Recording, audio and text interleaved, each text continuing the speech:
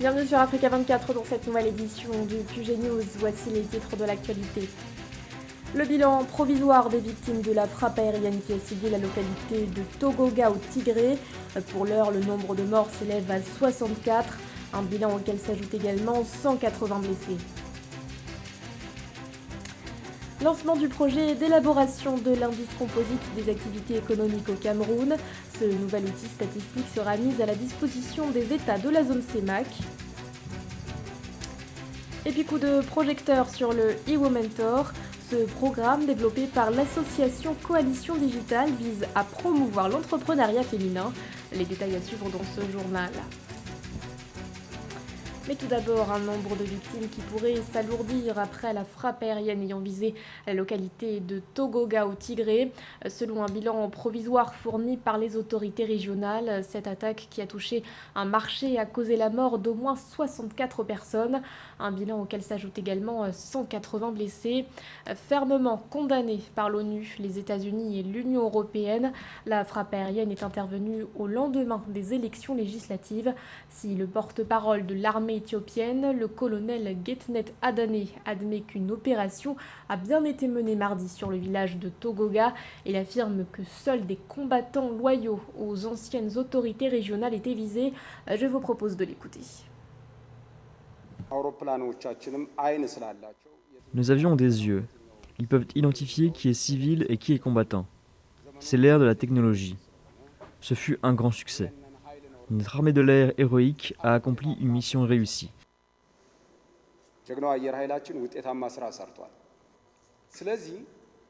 Il n'est pas possible que ces combattants, lorsqu'ils dansent armés pour célébrer leur soi-disant jour des martyrs, puissent en même temps s'appeler des civils lorsqu'ils sont ciblés dans une opération militaire. C'est inacceptable.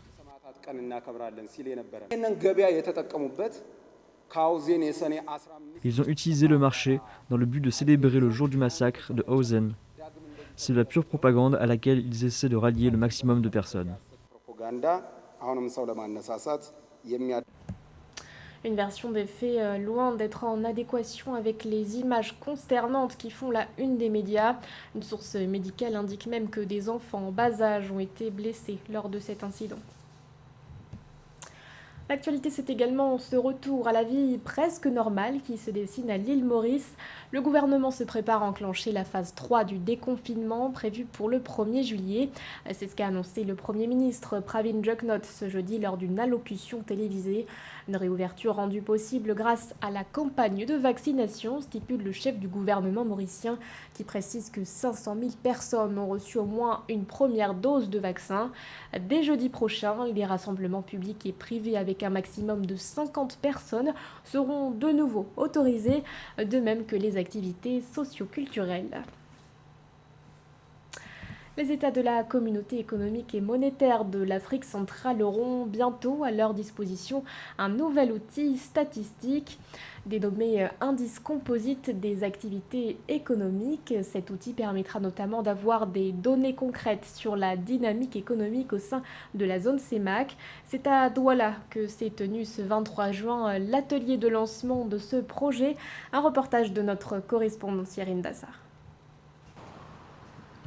Les économies de la zone CEMAC en Afrique centrale seront bientôt dotées sous l'impulsion de la Banque des États de l'Afrique centrale d'un outil statistique dénommé ICAE, l'indice composite des activités économiques.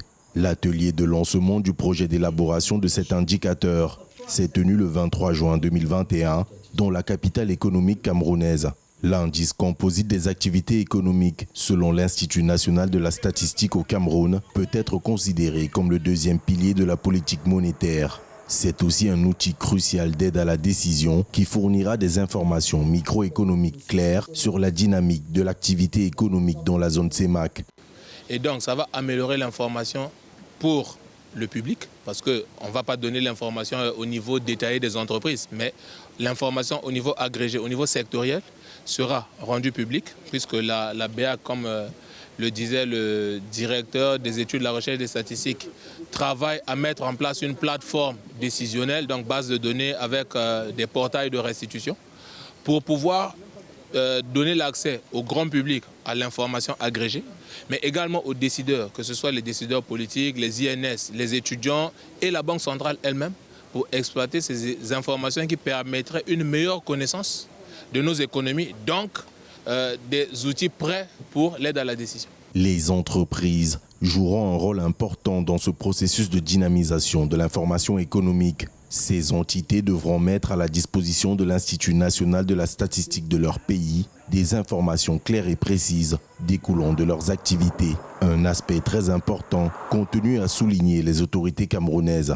J'invite par conséquent les chefs d'entreprise non seulement à réserver un accueil approprié aux équipes mixtes, Institut national de statistique et la BEA, lors de leur passage dans leurs structures respectives, mais également à instruire à leurs différents collaborateurs de fournir des réponses adéquates aux questionnaires dans les délais impartis. Le président de la République vient de promulguer la loi qui régit l'activité statistique au Cameroun, qui donne des obligations aux répondants et aux enquêteurs. Et c'est cette loi-là qui fonde le fait que nous sommes sûrs que les entreprises vont bien répondre. Parce qu'il y a une loi qui existe, qui a été adoptée le 20 juillet 2020. Partant de l'expérience de la Banque nationale du Rwanda, l'indice composite des activités économiques a été pressenti comme une solution au problème d'incohérence entre l'objectif de refinancement trimestriel et la mise en œuvre hebdomadaire de la politique monétaire. Quelle perspective économique pour le Tchad? Les voyants semblent être au vert pour une reprise de la croissance pour 2022 et ce malgré l'impact de la crise sanitaire ainsi qu'une situation sécuritaire instable. La Banque mondiale se montre toutefois prudente. Cette reprise est conditionnée par la mise en œuvre de programmes de développement socio-économique. Un reportage de notre correspondant Mahamat Ramadan commenté par Marie-Colette Babasagana. L'économie tchadienne devrait reprendre ses croissances en 2022 malgré l'impact de la Covid-19 et la situation sécuritaire précaire. Mais selon la Banque mondiale, cette relance est conditionnée par la mise en œuvre des programmes majeurs de développement socio-économique. Ainsi, pour éviter les erreurs du passé, les autorités veulent vulgariser les approches initiées par les projets financés par le Fonds international de développement agricole au Tchad qui continue de donner des résultats satisfaisants. Le calendrier agricole n'est plus maîtrisé, même si les paysans ont l'expérience paysanne. Et cet atelier a permis donc de faire le partage d'expériences réussies ou pas du tout, et de permettre d'éviter de répéter les erreurs. Le projet d'amélioration de la résilience des systèmes agricoles initié par le gouvernement et le FIDA pour lutter contre la faim, la malnutrition et la pauvreté en milieu rural a été un véritable outil de développement local. Un des exemples concrets que les autorités veulent dupliquer pour la mise en œuvre des programmes de développement socio-économique au profit des ménages vulnérables en cette période de la pandémie de Covid-19. Je reste donc convaincu que ces apports très significatifs vont non seulement faciliter la mise en œuvre des différents projets et programmes en cours de mise en œuvre au Tchad dans des conditions optimales, mais également et surtout permettre un achèvement et une clôture sans faille du PARSAT. Pour rappel, le président du Conseil militaire de transition a instruit son cabinet et le gouvernement pour l'exécution effective des programmes de développement socio-économique avec une obligation de résultat pour soulager la situation des populations affaiblies par les multiples crises que traverse le pays. Après une décennie de guerre, l'économie libyenne tourne au ralenti. Une instabilité qui affecte sérieusement la production de matières premières, en particulier celle du cuivre. Un bon nombre d'artisans ont été contraints de déposer le bilan pour s'adonner à d'autres activités plus rentables. Gladys Momba. Les matières premières souffrent de la crise libyenne, le métal rouge particulièrement, le cuivre, qui enchaînait pourtant des records depuis la fin de l'année 2010, a été victime de l'instabilité qui a frappé le marché libyen. L'art du cuivre est désormais menacé à Tripoli. Les artisans abandonnent leur commerce en raison de frais de location trop élevés. Une situation qui inquiète Mokhtar Al-Naïsi, artisan nostalgique du temps d'avant. Le marché comprenait de nombreux artisans libyens et non libyens. Certains d'entre eux étaient des juifs, des turcs et des travailleurs venant de pays voisins tels que la Tunisie et l'Égypte. Le marché était bondé de différents artisans.